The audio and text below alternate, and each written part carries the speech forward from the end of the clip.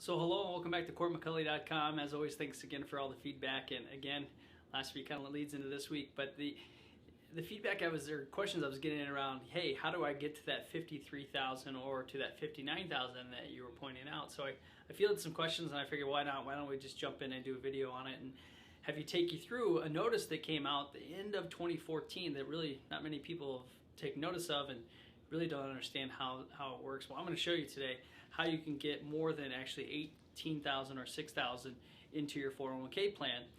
There's a traditional way of doing it, and then there's kind of a new way that's just come about, and some real advantages. So this is going to be a little bit technical, maybe a little bit more advanced than some of the stuff I've done in the past, but hey, stick with me. Hopefully you'll get something out of this. And for those of you who have questions, here's another chance to take a look at it. So with that, we'll jump right in.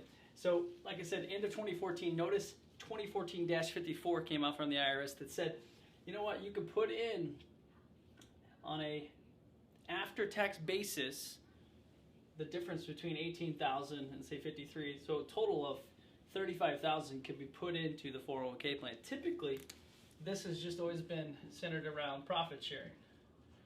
So a company would have to elect to make profit sharing contributions to the employees to get that 35,000.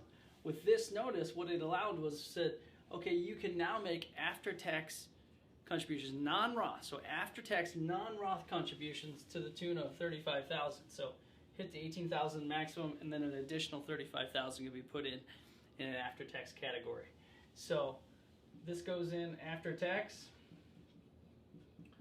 and we're going to do a little example on this. So let's imagine example that 35,000 goes in. And let's say it goes in year 2016. 35,000 goes in. At the end of this year, this has reached a total of, say, 40,000. So there's $5,000 worth of growth.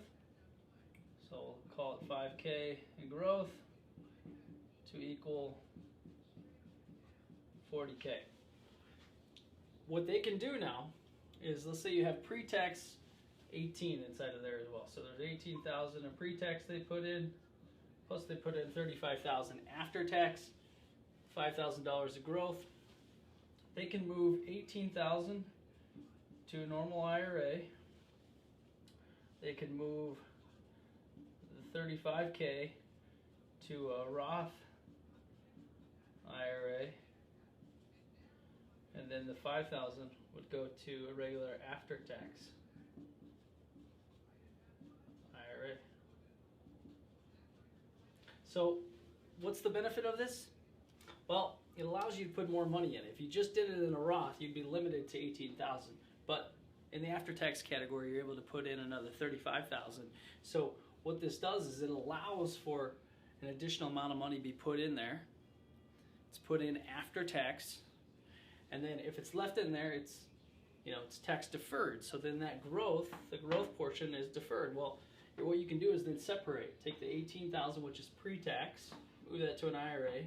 Take the 35,000 that's after tax, then roll that to a Roth IRA, and then the 5,000 go to an after-tax IRA. Okay, with me? Notice 2014-54. This is how you can get to 53,000 or 59,000 in total contributions per year. The 59,000 is for over age 50. So for those that are age 50 years and older, they can take advantage of that. Anybody under that will have to use the other provision. Not all plans have this after-tax provision put in there, so they need to have that added. But as long as this structure is in place, it allows the employee or the managers or the owners to take that type of action without having to do the profit sharing. Because typically, that's how that's always been achieved, is by using the profit sharing contribution in order to get there. So, pretty powerful stuff.